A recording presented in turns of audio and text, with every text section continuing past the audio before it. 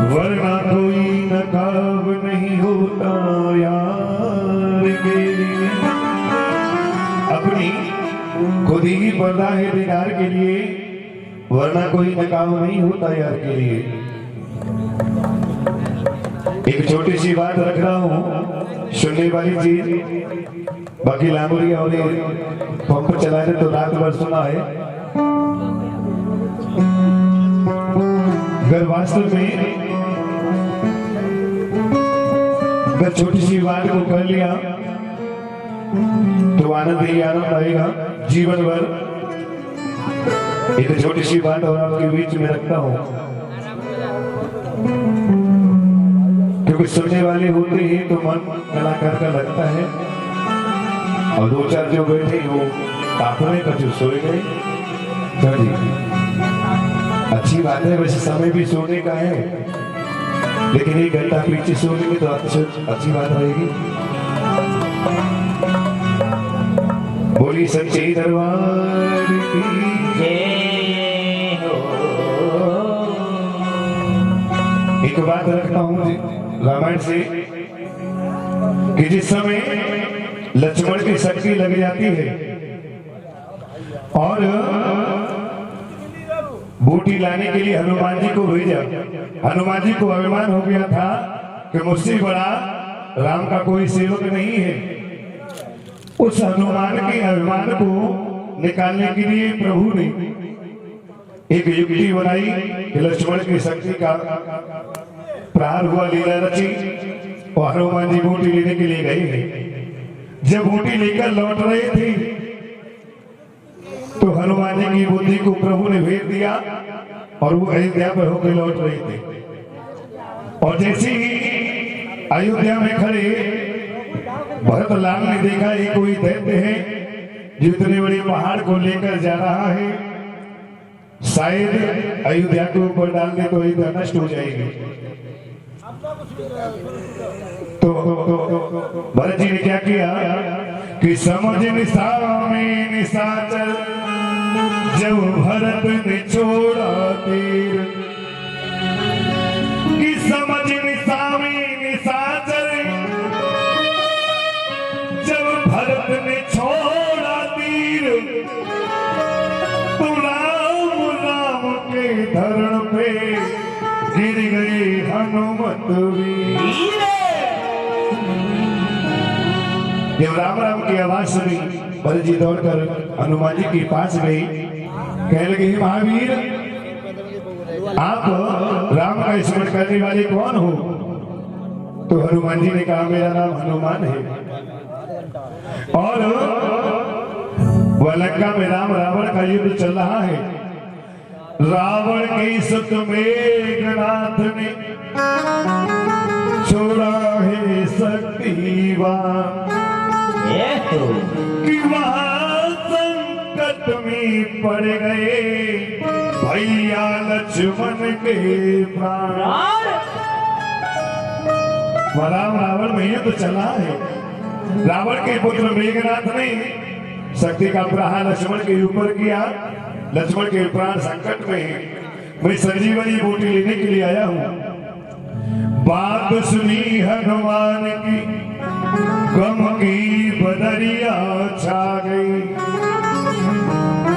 हनुमान के दर्शन को अयोध्या नगरिया आई। जब सारी अयोध्या ने सुना कि लक्ष्मण की शक्ति का प्रहार हुआ है, लक्ष्मण के प्राण संकट में है, तो सारी अयोध्या आ जाती है। तीनों माताएं आती हैं, और जब लक्ष्मण के प्राणों की बात आई तो सुमित्रा सबसे छोटी रानी है, और जब बड़ी बात करते ही छोटे कभी नहीं बोलते बीच में। लेकिन जिस समय पुत्र की बात आती है तो मां से रहा नहीं जाता। कौशल्या सबसे बड़ी रानी होने पर भी, उससे छोटी कैकेयी रानी होने पर भी, और सुमित्रा सबसे छोटी रानी है, फिर भी सबसे पहले बोल उठी कि हनुमान तुम लौट कर जाओ ना तो राम से मेरी एक बात बोल देना। सबसे छोटी रानी, कोई पद भी नहीं था। कौशल्या महारानी है, कैकेयी पटरानी है, लेकिन सुमित्रा केवल रानी थी। फिर भी जब बेटे की बात आती है तो मां से रहा नहीं जाता। मां सबसे पहले बोल उठी कि हनुमान जाकर राम से कहना, कि हनुमान जाकर राम से कहना, मेरे लखन के प्राण, मेरे लखन के प्राण जाए तो जाए, बिना जानकी के राम अयोध्या न आए। बिना जानकी के राम अयोध्या न आए, बिना जानकी के राम अयोध्या न आए। हनुमान जाकर राम से कहना, हनुमान जाकर राम जी कहना, हनुमान जाकर राम से कहना, हनुमान जाकर राम से कहना, मेरे लखन के प्राण, मेरे लखन के प्राण जाए तो जाए, बिना जानकी के राम अयोध्या न आए। बिना जानकी के राम अयोध्या न आए, जानकी के राम अयोध्या न आए।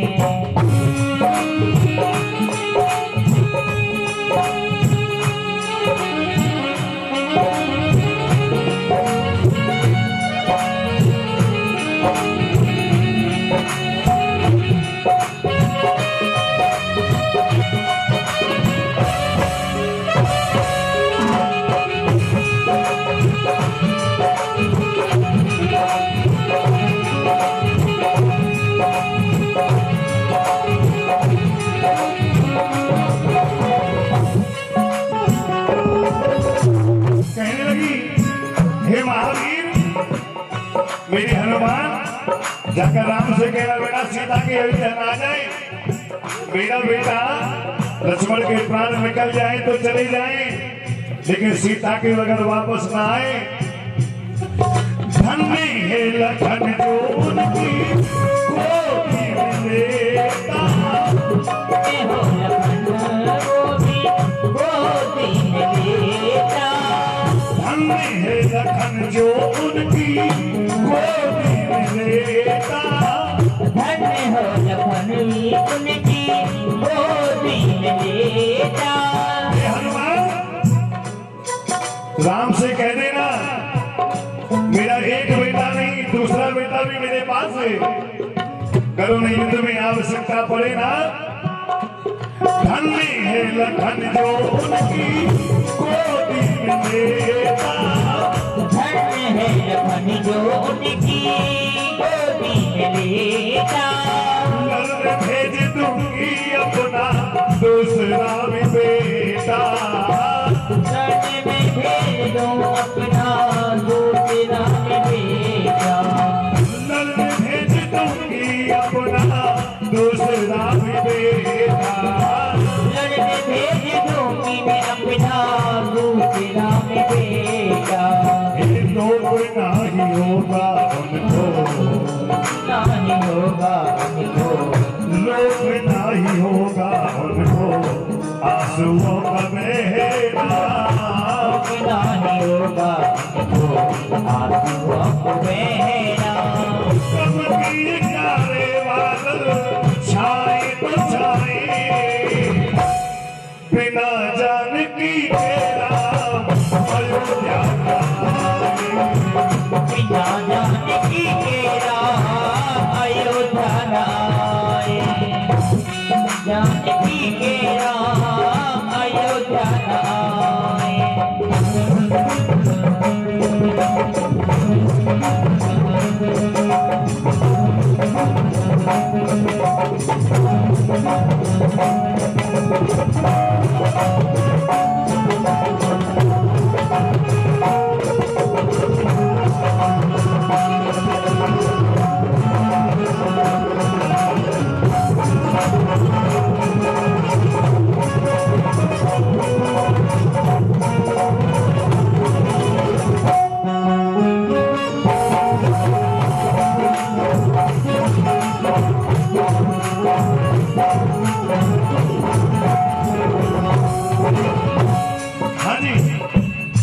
कौशल्या ने सुना, सुमित्रा ने कह दिया मेरा एक बेटा मरता है, मर जाने दो, क्योंकि मेरे पास दूसरा बेटा भी है। राम को आवश्यकता होगी ना तो लड़ने में दूसरा बेटा भेज दूंगी। तो ये बात कौशल्या सुनती है।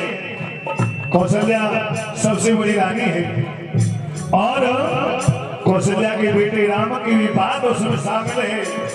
तो कौशल्या बोल उठी कि हनुमान ये सुमित्रा तो बावली हो गई है, इसकी बातें राम से जाकर मत कहना, इस जैसी तो कोई स्त्री दूसरी नहीं हो सकती।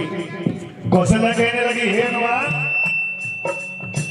धन्य है सुमित्रा सबकी क्षमता लुटा दी,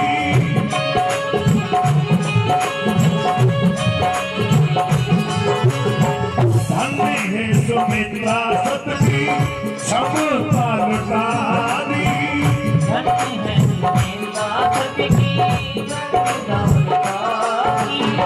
मेरी ममता पे अपनी ममता लुटा दी।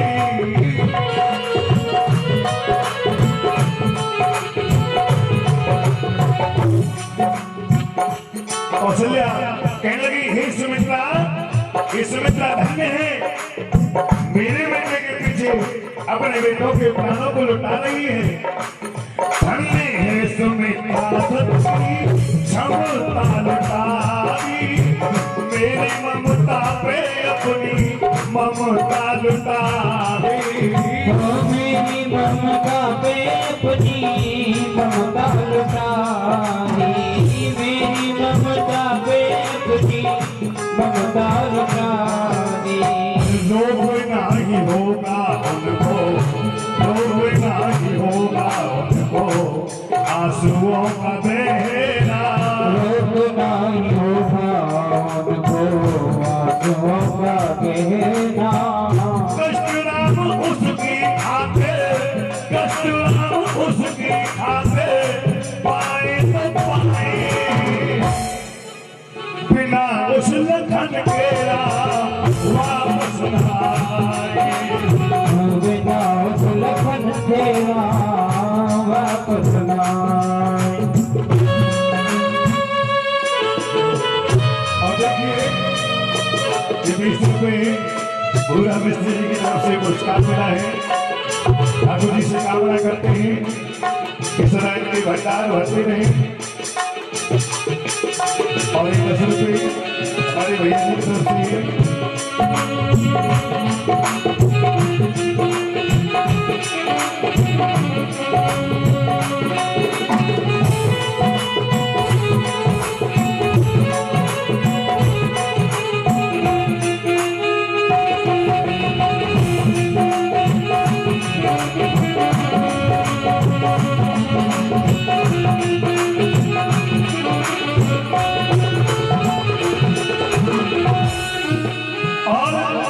और दो ही माता नहीं थी भैया, तीसरी माता में उपस्थित थी। एक माता कहती बिना जानकी के अयोध्या ना जाए और दूसरी माँ कहती है बिना लखन के अयोध्या ना आए। लेकिन तीसरी माता भी उपस्थित थी कैकेयी। कैकेयी कहने लगी हनुमान ये दोनों माताएं बावली हो गई हैं, जब तो राम से कहे ना मेरी बात राम से जाकर कह देना कि अयोध्या की खुशियों में शामिल नहीं हूँ, अयोध्या की खुशियों में शामिल नहीं हूँ। हे हनुमान मैं वही माँ हूँ जिसकी वजह से आज ये लीला रची हुई है। मैं किसी खुशी में अयोध्या के में शामिल नहीं हुई, लेकिन फिर भी मैं एक बात कहती हूँ राम से जाकर कहना अयोध्या की खुशियों में शामिल नहीं हूँ, अयोध्या की खुशियों में शामिल नहीं हूँ। क्षमा मांगने के भी मैं काबिल नहीं हूँ, क्षमा मांगने के भी मैं काबिल नहीं हूँ। क्षमा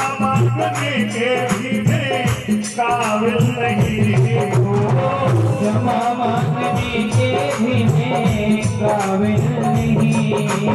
क्यों? मेरी ही वजह से उनको, मेरी ही वजह से उनको, मेरी ही वजह से उनको बड़ा कष्ट सहना। मेरी ही वजह से उनको बड़ा कष्ट सहना। दुनिया वाले मुझ पर सितम ढाए तो ढाए, बिना लखन जानकी के राम अयोध्या न आए। लखन जानकी के राम अयोध्या आए। लखन जानकी के बिन वापस न आए।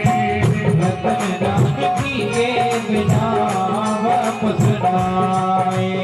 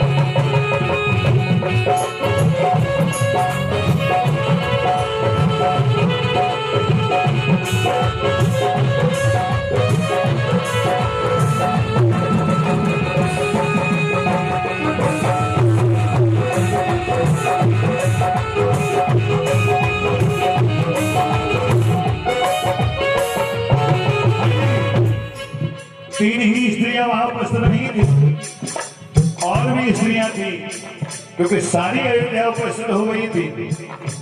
लेकिन और स्त्रियों में से एक स्त्री अट्ठास करके हंसने लगी।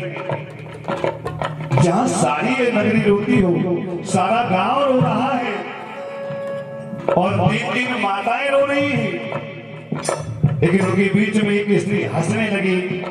तो कैसा दृश्य होगा उस समय?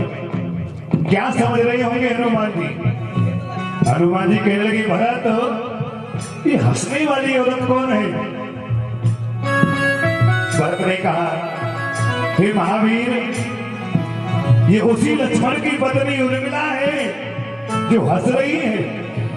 हनुमान कहने लगे, जिसका पति मरने को तैयार हो, रात रहते ये बूटी नहीं गई तो उसके प्राण निकल जाएंगे, ये हंस रही है। हनुमान जी के सामने उर्मिला आती है, कहती है कि महावीर आप क्या कर रहे हो? मेरा पति कभी नहीं मरेगा। क्यों? कि मैं उस सूर्यवंश की कुलवधू हूं। सूर्यवंश की मैं कुलवधू हूं, वो मगन उदित नहीं होंगे। सूर्यवंश की कुलवधित हो, उदित नहीं होंगे। सूर्यवंश की मैं कुलवधू हूं, मगन उदित नहीं होंगे।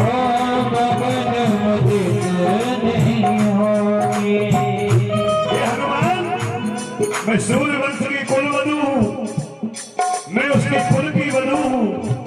जब सूर्यवंश मेरे स्वामी का वंश है, तो मैं भी उस वंश में जाने वाली कन्या हूं। मैं उनके पुत्र वधू कुलवधू हुई, और सूर्य कभी मगन नहीं हो सकते, खुशी नहीं मनाएंगे। क्यों नहीं मनाएंगे? मांग बहू की उजड़ जाएगी, बहू की उजड़ जाएगी। वो स्वयं उदित नहीं होंगे। स्वयं उदित नहीं होंगे, स्वयं उदित नहीं होंगे। अब हनुमान कहने लगे, उर्मिला तो सूर्यवंश की कुलवधू है, वो उदित नहीं होंगे, ये बात हम मानते हैं। लेकिन लक्ष्मण की तो शक्ति का प्रहार हुआ है। ये क्या हुआ है कि ये भी कोई प्रहार नहीं हुआ, क्योंकि अपने मां सुमित्रा के सामने वो वचन देकर गए थे कि आज के बाद में मैं कभी सोऊंगा नहीं। नींद नारी का त्याग किया था, विकट विराम लिया है। विकट विराम लिया है, विकट विराम लिया है। राम भैया ने कुछ पल के लिए,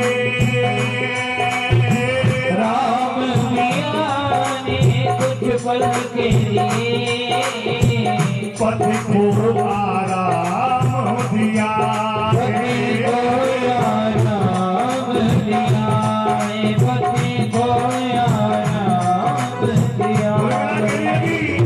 हे हनुमान, मेरा पति मरा नहीं है, नींद नार का त्याग करके गए थे।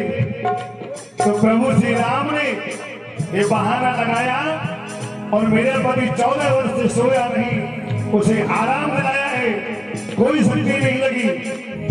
लेकिन मेरी बात कहना जाके कि